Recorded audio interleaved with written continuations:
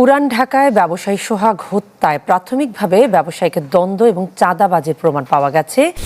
আইন শৃঙ্খলা নিয়ন্ত্রণ করতে না পারলে স্বরাষ্ট্র উপদেষ্টাকে পদত্যাগ করার আহ্বান জানিয়েছেন।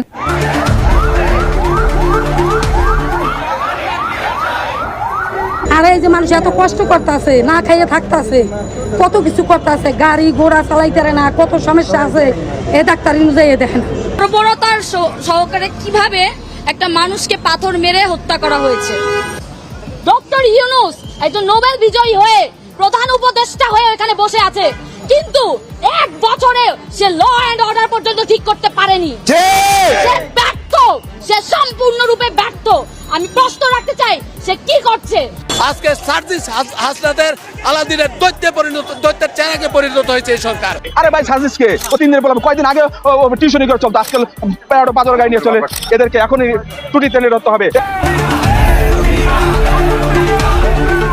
এদিকে ব্যবসায়ী সোহাগ হত্যার ঘটনাকে কেন্দ্র করে একে একে বেরিয়ে